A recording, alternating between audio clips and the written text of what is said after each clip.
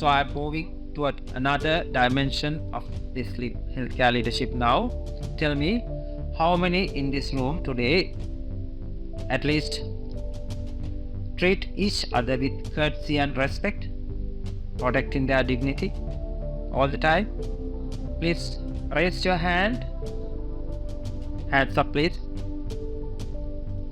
So, most healthcare leaders really only want few things. So, all of you are not raising your hands because you all need to protect your all dignity. Am I correct?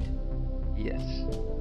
So, anyway, remember one thing. Most healthcare leaders really only want three things when they go to work every day. Basically, if they have these three things to happen in their healthcare workplace, their department, as the head of that particular department, they would be happy. The first thing is they want their team to work hard.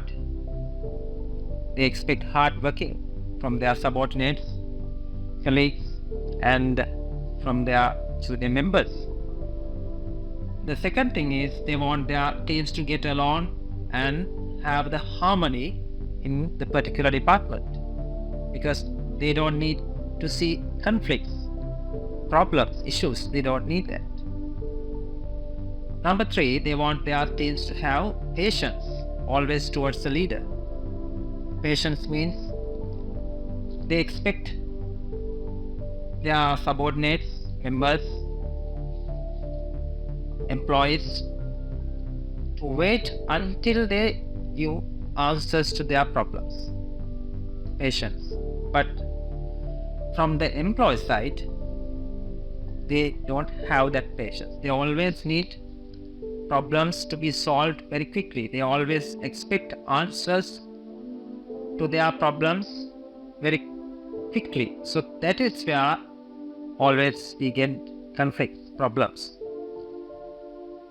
So the problem is most of the healthcare lack the skills, tools, and training that they need to know how to do all these things every day. That means how to get their subordinates and employees work hard, how to have the harmony, and how to have the patience in their employees. Say, for example,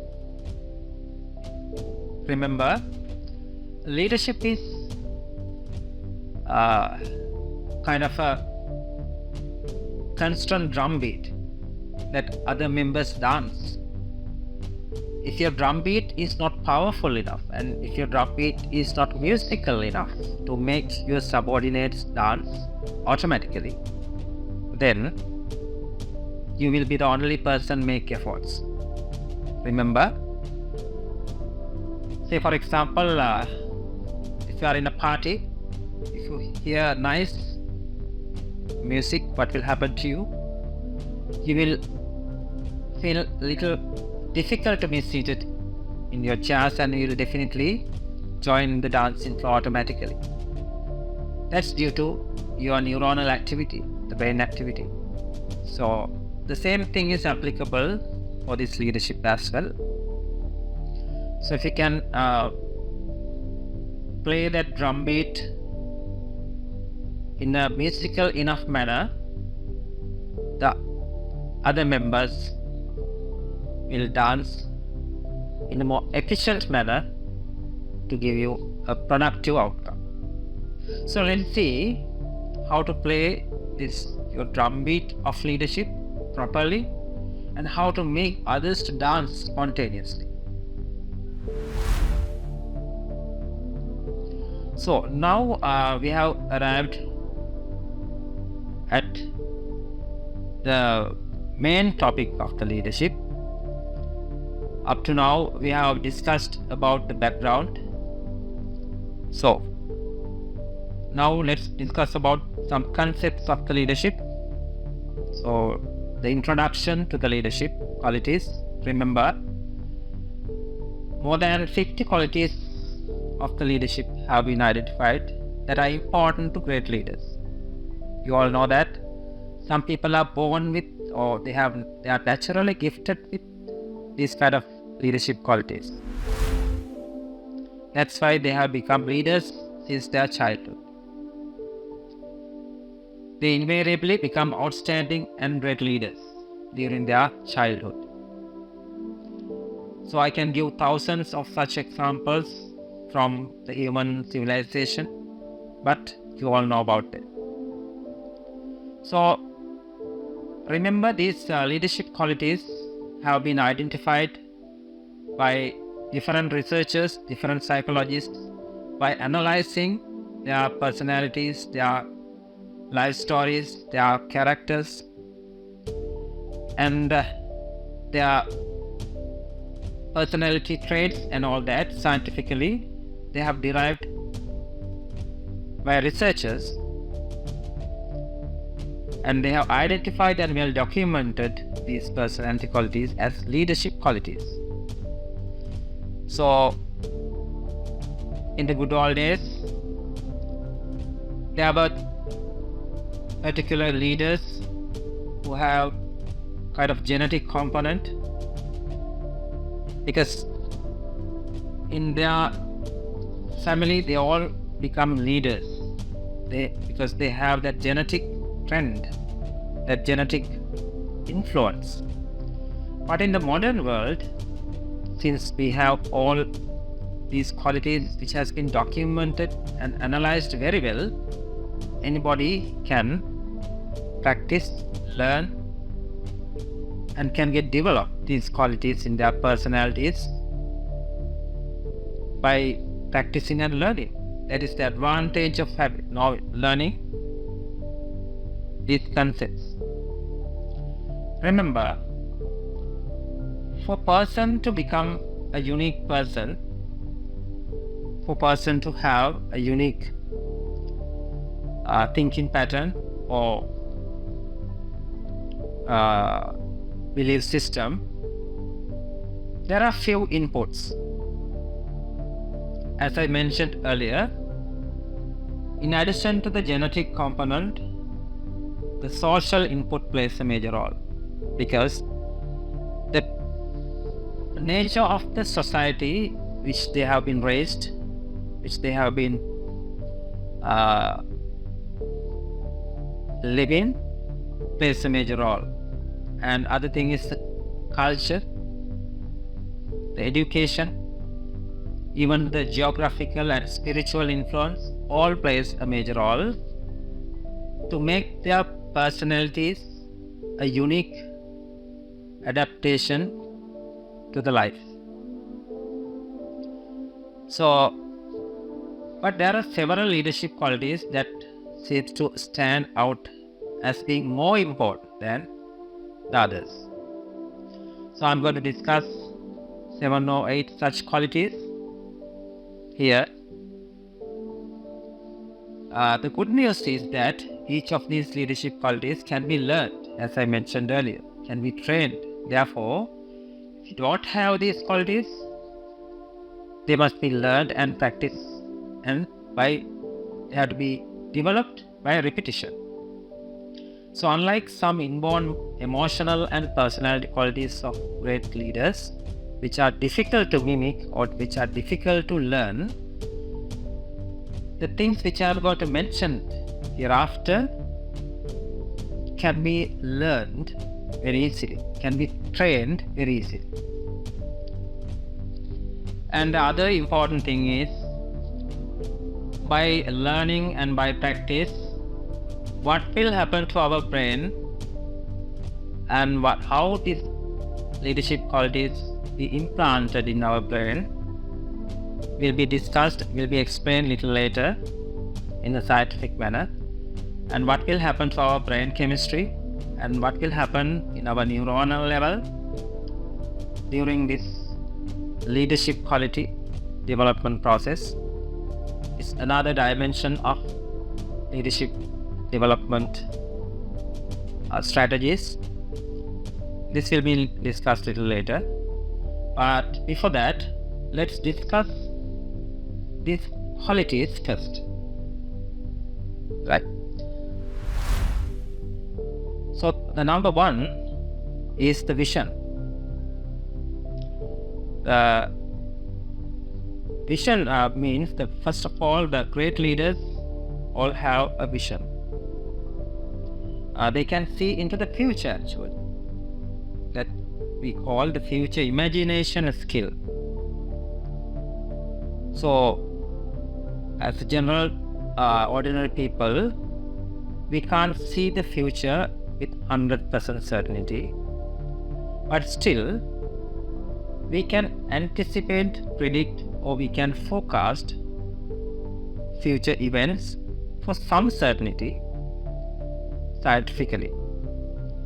So great leaders have that skill to some extraordinary level. That's why they are called the visionary leaders. They have a clear and exciting idea of where they are going and what they are trying to accomplish. Simply, they have a vision with a practical approachability. So this quality of vision or being visionary clearly separates that kind of leaders from what we call the managers. Please understand this very clearly. Having a clear vision always turns the individual into a special type of person. This quality of vision changes a transactional manager, that means a manager who works with people to get the job done, into a transformational manager or transformational leader. That means transformational means someone who transforms future of the business or future of the organization and people's thinking pattern even. Remember, whilst a manager gets the job done from people's or employees as an obligation or as a responsibility, a visionary leader can tap and sensitively touch into the emotions of their employees to get the work done as a passion, not as a job, not as a obligation, not as a responsibility. They get done the work as a passion. So that is the quality of vision. Say for example, I'll do a very little example. So how do we do this? For example, you have you can ask some of your colleagues or subordinates, junior members, to teach something about say educational session about diabetes for 4 or 5 patients per week, right? They will definitely do it because they are bound to do it. It's their responsibility because you are asking to do that. So they will do it as a job. So how to do it in a little different and little visionary manner? So if you can ask them, and you can give them a vision. Say for example, you can ask them to give that kind of diabetes education for 1,000 people in 3 months time. So if they can achieve that target, this is the level of salary increment they would achieve, and you can mention that this is the level of increment you will get in your departmental level. That is, this is the level our department will raise up after achieving this target. So likewise, so in that case, you are giving and clear and exciting target for their lives as well, not only about the organization. So then they will work not only to raise your department up, as well as to raise their own lives to a little higher position, because they have a vision to have a better life, better reward, better feedback after achieving that 1,000 people target. So that's how you implant the seed of visionary thinking inside the brains of your employees, giving a broad and clear, exciting idea about the task which they are supposed to do. Got it? Right. Then the second quality of the leadership is the courage.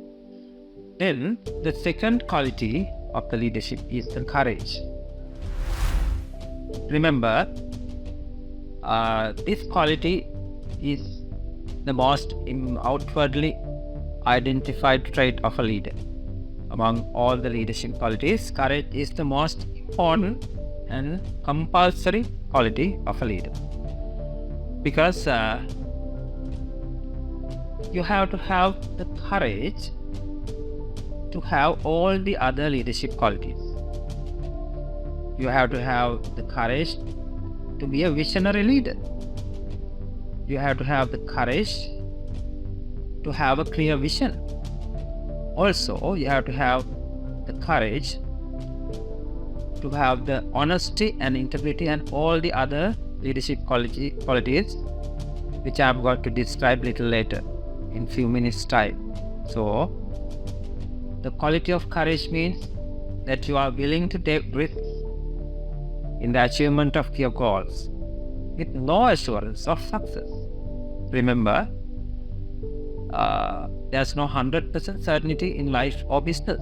We are always, in our personal life, in our business life, in our professional life, in anywhere, we don't have 100% certainty. So in that kind of uncertain environment, every commitment you make and every action you take entails a risk of some kind. Isn't it so? Yes. So if you can take that risk to make decisions, that is the degree of courage, that is a quality we need as a leader. So you have to have the courage to do something or not to do something more, to select what to do and select what not to do. Right.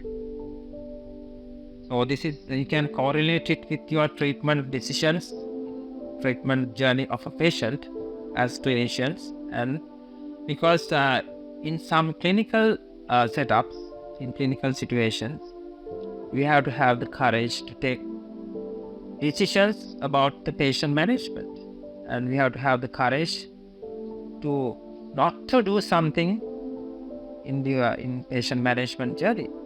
So the same thing you can apply in your leadership journey, to do something as well as not to do something. So I'm not going to elaborate more than this about this concept, because you all know, you all have experience about this concept. Try to develop it and try to find some strategic things to improve your courage as well. Then the third one, let's move on to the third quality. That is the integrity. That means the honesty. So I must say one thing here.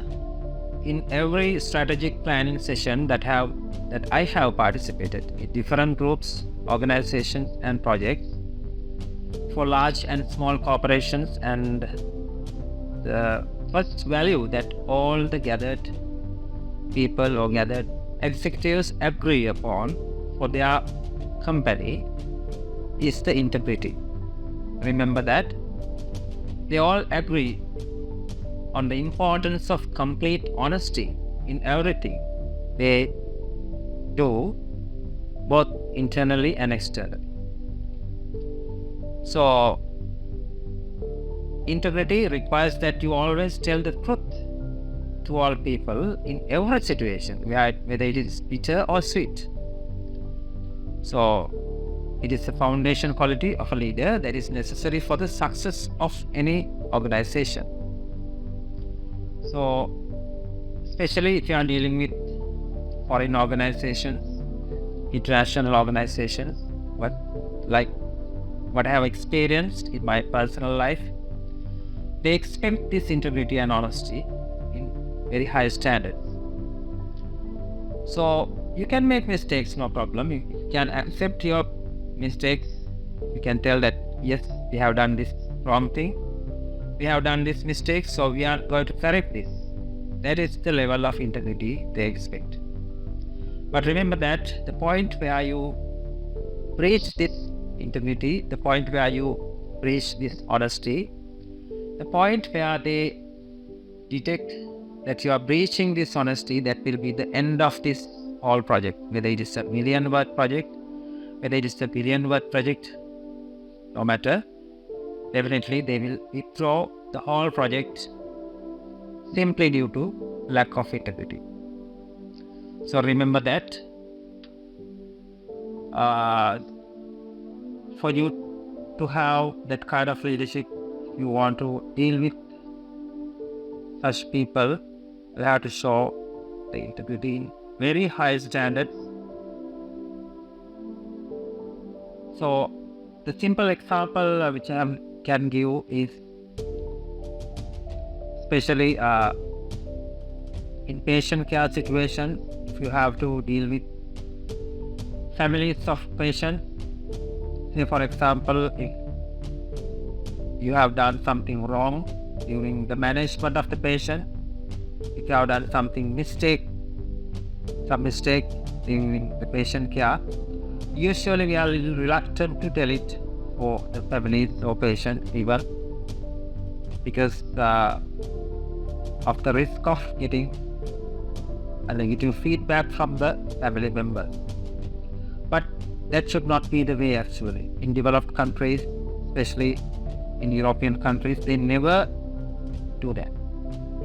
If they have done a mistake, you have to have the courage to accept it. You have to have the courage to tell the truth for the patient as well as the family. If you can manage the initial conflict as a difficult situation, you can build up a good trust with the family members, even with the patients. So that trust will raise you up in your leadership journey.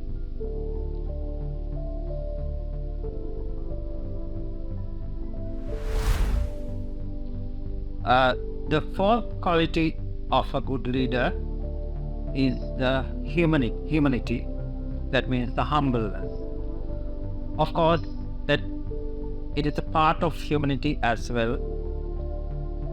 You know, the good quality of humility, of not being proud or not believing that you are that important.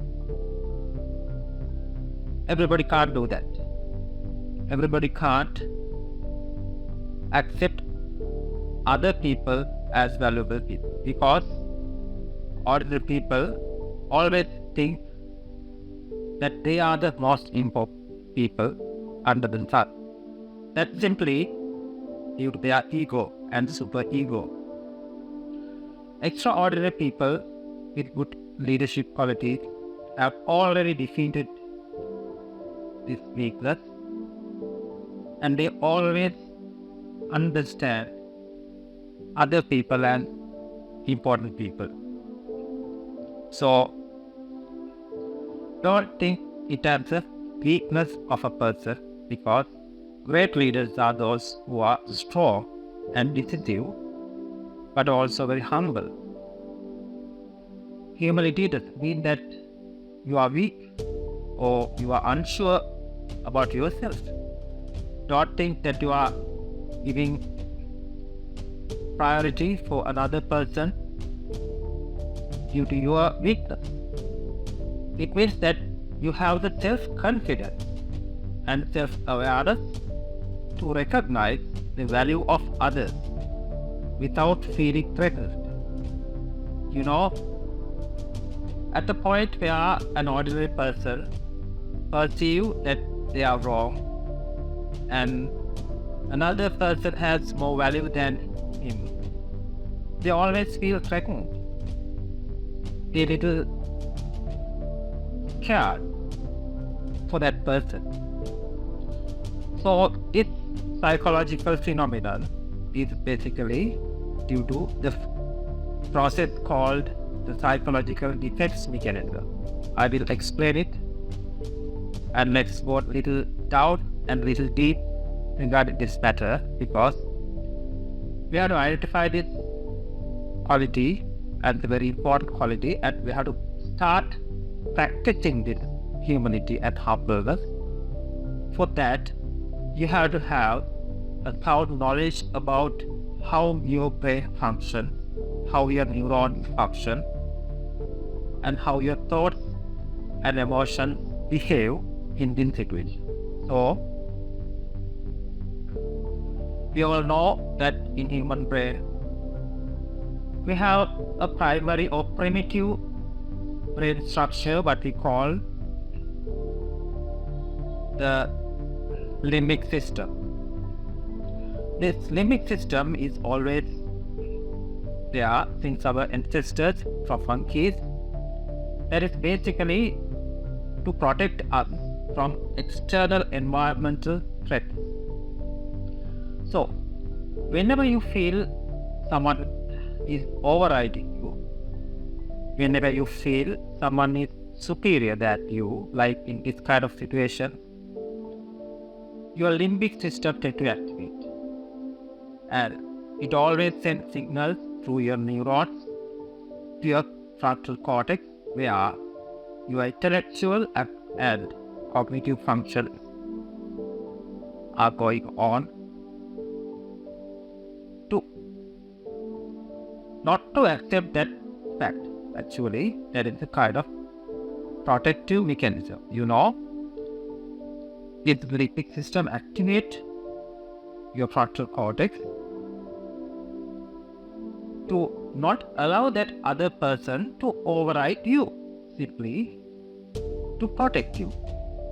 That is a primitive protective mechanism in all animals. So if you can understand this phenomenon, if you can understand its brain chemistry, you can easily defeat this weakness, and you can easily accept your weakness, and you can easily give the value to others where you. For example, I will do a very small example for you to understand this brain mechanism. One person who is junior to you might suggest a very exciting plan for your leadership, for your organization, maybe for your new project. And this new idea, this new concept, that it is far more superior than your idea and your suggestion. So, but your limbic system is not willing to accept that person as an important person, because you always feel that that person will be a threat for me one day. So that is simply due to the activation of your limbic system, and then your frontal cortex will start to attack that person by refusing his new concept, refusing his new idea, and you will act to not to give any priority to that person. Is that the humbleness? No, that is not the humbleness. That is not the humility.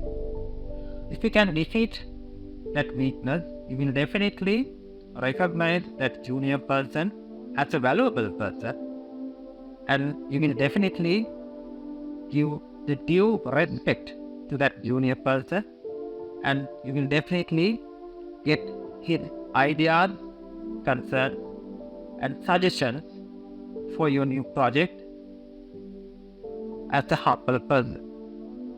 So that is what we need in great leaders, and great leaders always have this humility quality. Having said that, let's move on to the other leadership quality, what we call the strategic planning and strategic thinking quality. Remember, the great leaders are also outstanding at strategic planning.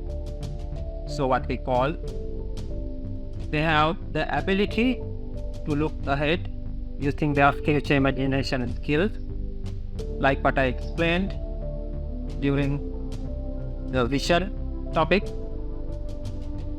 And they have the ability to anticipate the outcome with some accuracy. Where the organization and where the industry are going. Great leaders have the ability to anticipate the trend and other things well in advance of their competitors. They continually ask, based on what is happening today, where is the market is going, where is this organization is going, where is our service providers are going. So, where is it likely to be in 3 months, where likely to be in 6 months or 1 year, likewise. So, what will customers want in 3 months, likewise. So, they do this through thoughtful strategic planning. Great leaders focus on strengths in them to do that. Not only the strength on them, but also they use the strengths of others, the experts of that field, to do this. Especially the seniors and experts who have much experience than them. Also, they focus on the strengths of the organization, the already having, on the things that the company does best in satisfying customers. They can analyze these things to understand the strengths of the organization. Basically and fundamentally, to be a good strategic planner, to be a good strategic thinker, you have to have some degree of flexibility as well. Because only a flexible person can produce a strategic plan. Because strategic means always changing. We have to change our decision. Sometimes we have to add new decisions.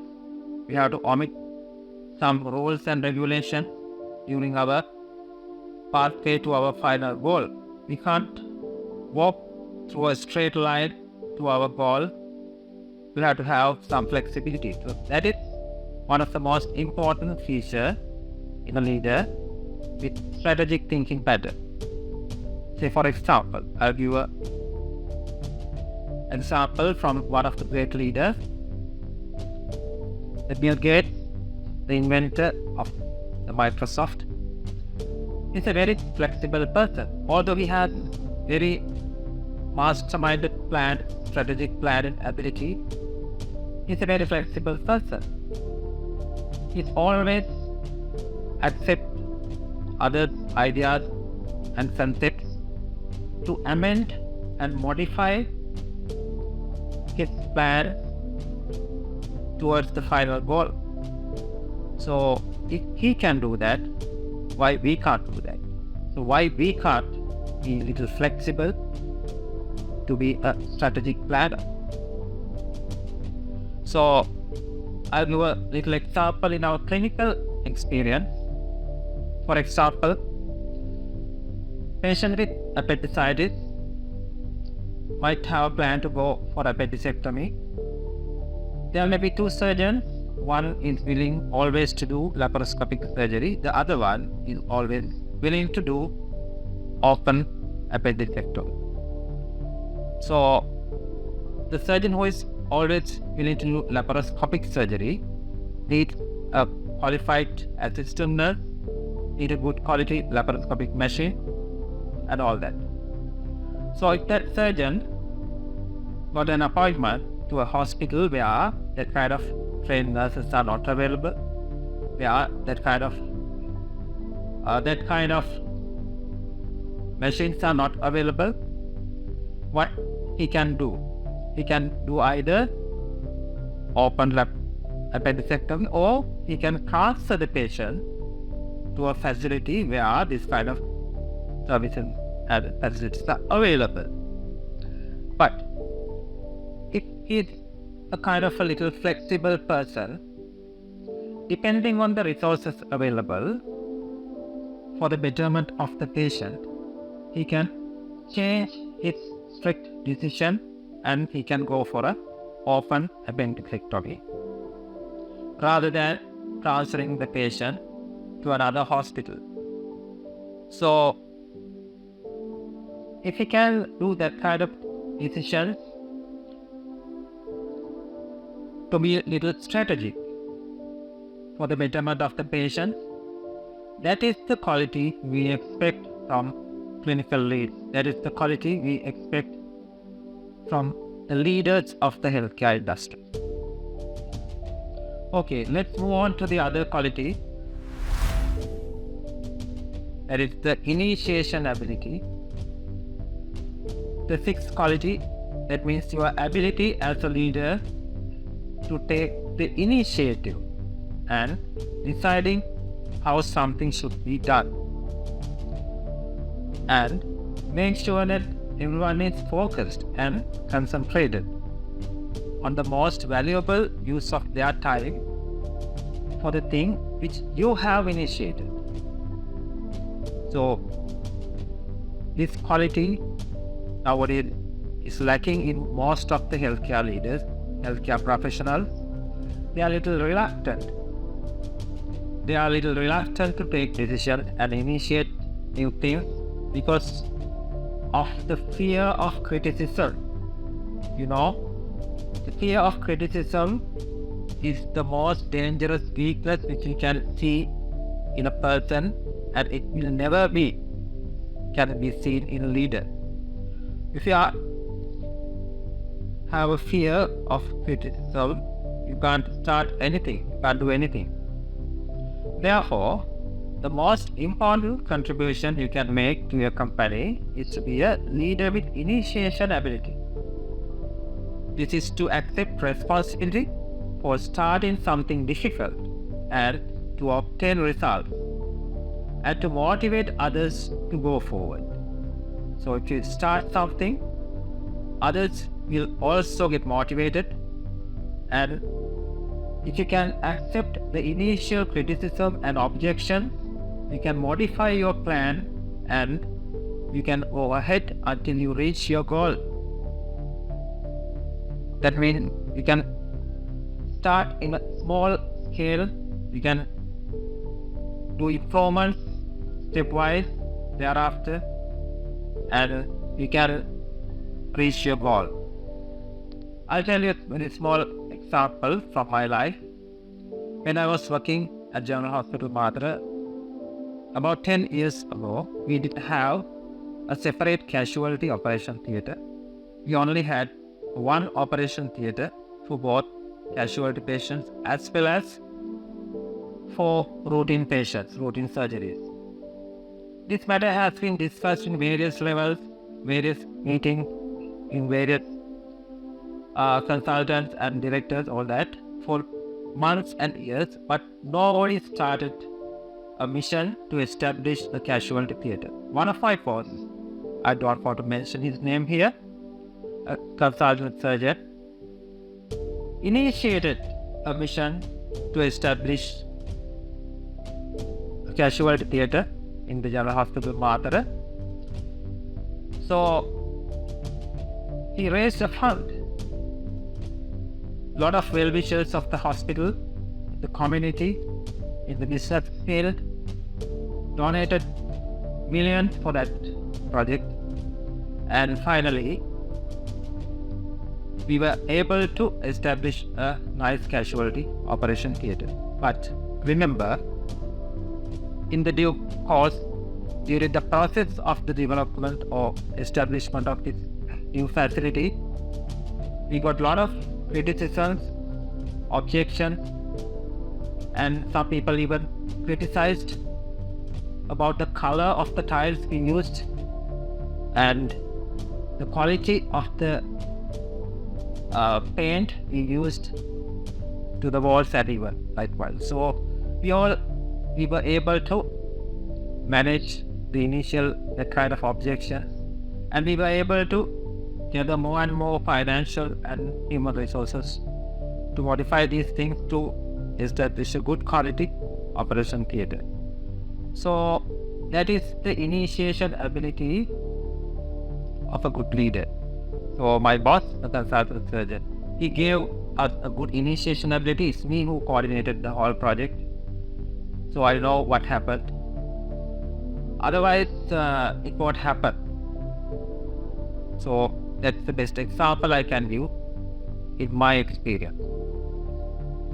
Then the next quality of a leader is the ability to solve problems. You know, the problem solving is the art. It's an art of finding solutions to complex or ambiguous issues. So in a leadership context,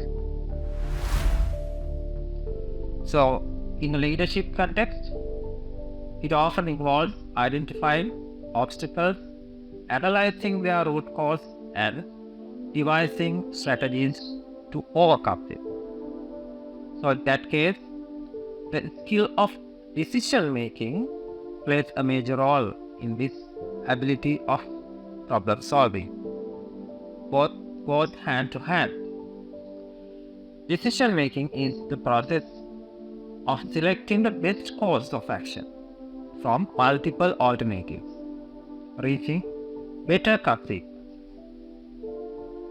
So that means you have to select the best course of action, but you are not supposed to achieve the best consequences. At least better consequences are enough. So here's why it's critical skill. It's also like treating patients. So you always have to make decisions regarding and during the patient treatment journey. So you already have that ability of problem solving because you are expert of medicine. Then you have the skill and ability to make decisions. In the leadership journey as well, to make decisions, you must have some degree of expertness about that field as well. Otherwise, you can't make decisions. Otherwise, you can't solve problems. So, let's see areas where this quality is important. Problem solving quality is important to improve the adaptability of the organization.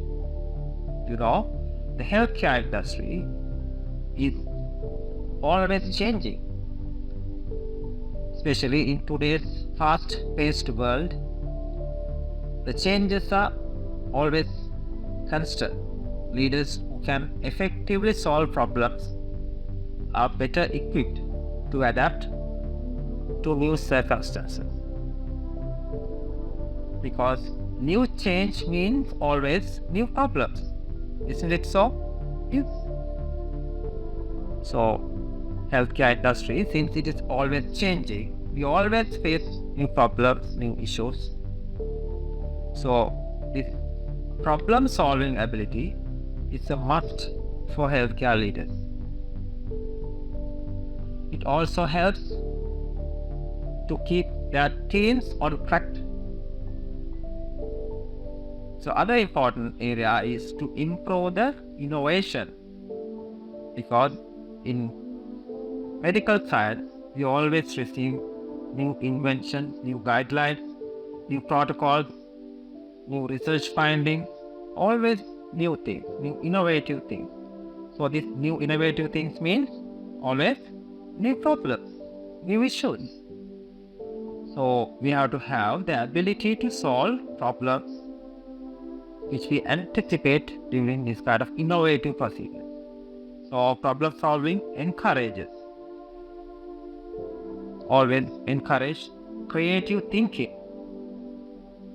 If you want to do innovative things, if you don't have the problem solving ability, you can't do creative things.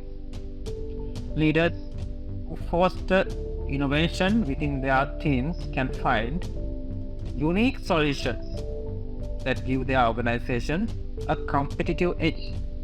Unique solutions means nobody can't compete with that solution.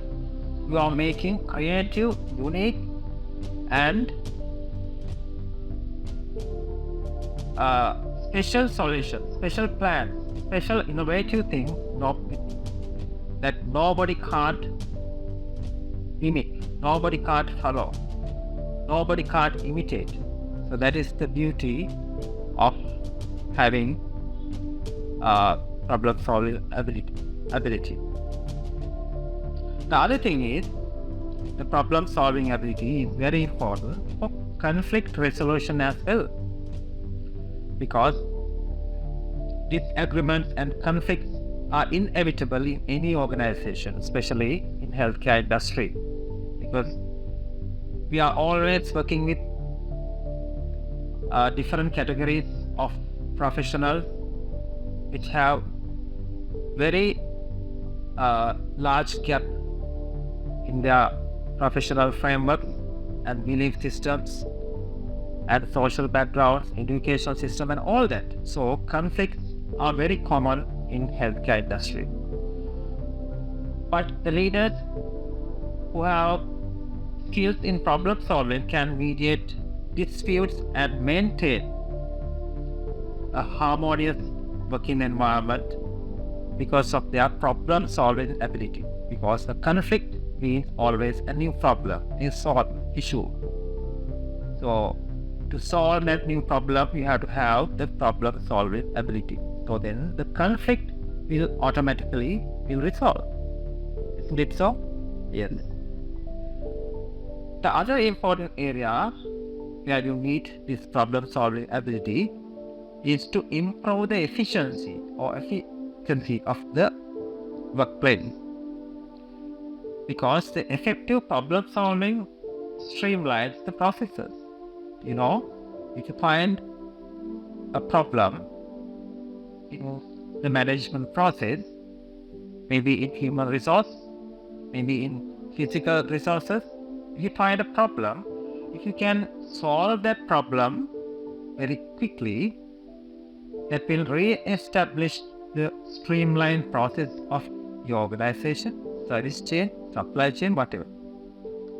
And it will smoothen the function of the organization. So if you can't solve that problem will remain as a problem, and the streamlined process of your service will always give some problematic services to the patient. Hope you understood what I mean. So problem solving always smoothens the function of the unit. So leaders can identify inefficiencies and they can implement improvements, ultimately saving time and resources if they can solve problems immediately. So one important dimension regarding this problem solving ability is, because Some leaders are very keen of problem solving, but temporarily. They always solve problems, but at the same time, they create 10 more additional problems. So please remember, while solving problems, please do not create additional new problems for the future leaders. So your answer for any problem should at least last for a few years until the next leader find another strategic plan for the next problem. So that is the main thing you have to remember while solving problems.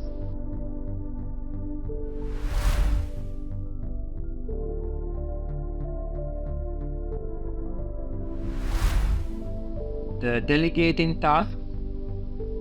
In any leadership role, it is important to delegate tasks effectively, as it makes the best use of time and resources. So, delegating tasks means assigning responsibility for a specific task or project to another person or group. So, this can free up leaders' time to focus on their own projects and spreading out the workload and developing other skills as well. You know, we all have 24 hours per day. We have a limit of the usage of our time. So if you can delegate your work to another additional person, you will get 48 hours. If you can delegate your work to another 2 employees, you will get additional another 24 hours. So that's how you get additional time for your management, your leadership, your project by delegating tasks. But when delegating tasks, it is very important to be clear about what is expected from your employee. What is expected from the person you are delegating the task. And you have to make sure to provide adequate resources, maybe financial, maybe physical, or even additional human resources. And on the top of that, we have to set a reasonable time frame for that task as well. So in that case, you have to identify the leadership qualities of your subordinates before delegating or allocating such tasks. And you have to identify their capacity and their availability of time before doing this delegating task. It's also important to check with the team to make sure they are on the track and have the support they need. If they need more resources or more time, it's easy and beneficial to adjust accordingly. Otherwise, the delegating task would not give a productive outcome for your leadership. Say for example, if you are delegating a task for a junior colleague, maybe a student nurse, medical student, to do something for the patient, but he is not keen on doing that, but he is not having time to do that, what will be the outcome? So you don't get the expected outcome from that person. So you have to consider that part as well. The next quality of leadership is the new changes to management. What does it mean? Remember, leaders are responsible for managing new changes within the organization. We have to anticipate new changes, and we have to change the management or planning, implementing and monitoring new changes to meet our organizational goals. We have to do this thing again and again while accepting the failures and while modifying our new plans. So in each step, while we are doing this kind of new changes to the management, we have to assess first for the requirement of the change. Say for example, your department is running with low efficiency. You have to assess the requirement for that kind of a new change for the management. That is the first step. Then you have to develop a new plan to improve the efficiency of your department. And then you have to delegate the tasks, decide in the timeline to achieve this goal. So likewise, a good leader always change the management plan, strategies, all that during the leadership journey. Then the other skill, the most important skill as for doctors and for nurses, the interpersonal skill. Remember, that's a huge psychological and philosophical part in this quality, where almost all the great leaders have expert interpersonal skills. Remember, interpersonal communication is an essential for that kind of great leadership. These are the skills that leaders use to interact with and influence others. If you can remember my initial definition of leadership, leadership itself has a major component of interacting and influencing others. So if you don't have a good interpersonal skill, how do you interact and influence others, and how do you fulfill this basic requirement of the leadership? So now you can understand the importance of having a good interpersonal skills for a good leader. This includes both verbal and non-verbal communication and building relationships. Remember, the verbal communication means you have to have a good knowledge, fluency and vocabulary of the language you use, whether it is your mother tongue or whether it is your secondary language, Sinhala, Tamil, whatever, English. You have to have a good vocabulary to maintain a good verbal communication. Remember, good leaders always have good vocabulary, nice set of words, nice collection of emotionally touching words.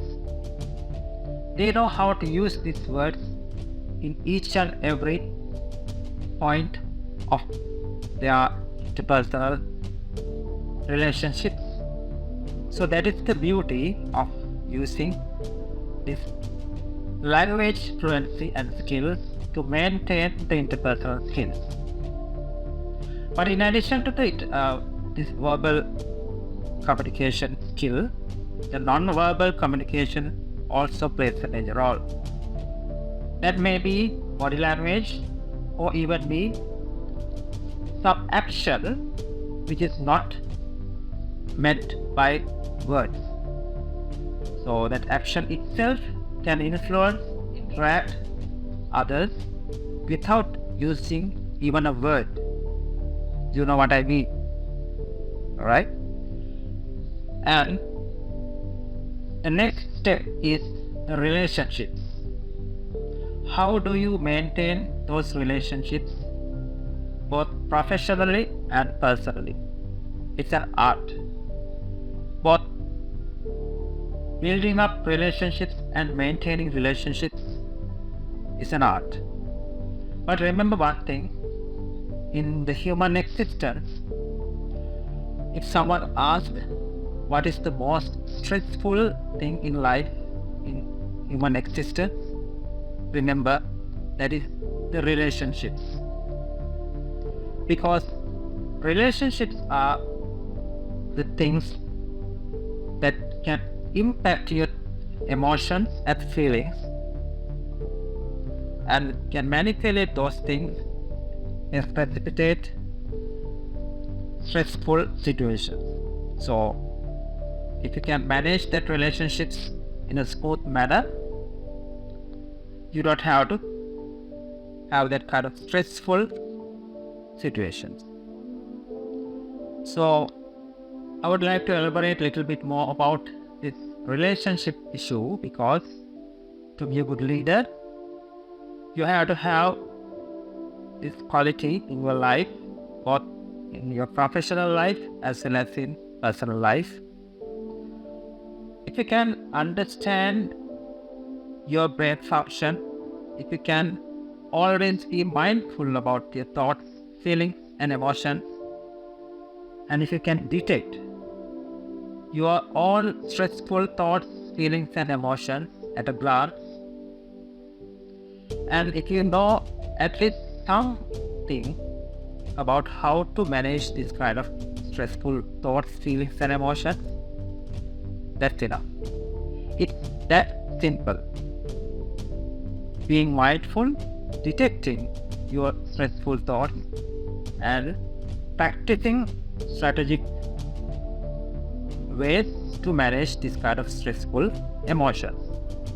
So you can build up and maintain any relationship with anybody, because you are somewhat emotionally detached within that relationship, whether it is professional or personal.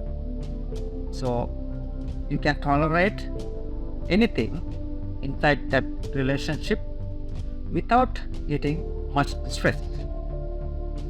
So that is the fundamental art of building and maintaining relationships.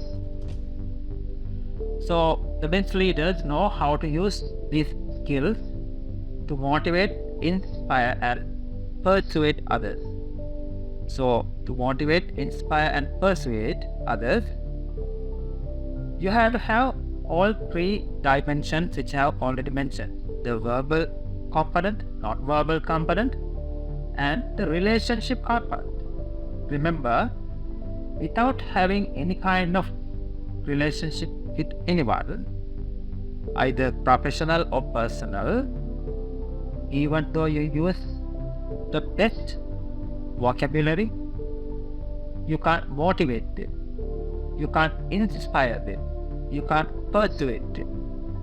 So you have to have some kind of relationship in your workplace, in your organization, with your subordinate as well as with your seniors to do this task. So these skills are essential for any leader who wants to create a positive work environment and inspire employees to work towards a common goal. While some people are naturally gifted with strong interpersonal skills, but you also can learn and develop them over time by practice and by learning them by this kind of sessions. Remember, if you want to be an effective leader, you have to focus perfectly on your interpersonal skills. To develop this kind of interpersonal skills, you have to have some degree of emotional maturity. Emotional maturity means you are a mature enough person to have a better sense of life. You know what is wrong, you know what is correct, and you have the confidence to select what is wrong and what is correct. Remember that better, understand that better. Knowing what is wrong and what is correct is not enough to have the emotional maturity. We all know since our childhood what is wrong and what is correct. But if you don't have the maturity or capacity to select, to do what is correct and not to do what is incorrect, knowing that fact is not enough. So that is emotional maturity. So in that case, you are more emotionally free to make decisions. The most important thing regarding this emotional maturity, the emotional maturity does not develop with age. For a person in their 24th year, that means age 24, can have an emotional maturity much more advanced than a person who is in their 40s. So it is the life experience which makes you emotionally mature person. So if you can look backward towards your own life, towards your own mistakes, and if you can learn lessons from your own life, increasing the sense of your life, you will be emotionally mature step by step. So a good leader should have this emotional maturity, especially as far as his interpersonal skills are concerned. Okay, let's move on to the next topic, the management skills. So I'm not going to describe about this topic because the management skills is a different and totally unique philosophy, a total different subject. We might need another separate session to discuss about this management philosophy. So let's bypass this topic and let's start the communication skills.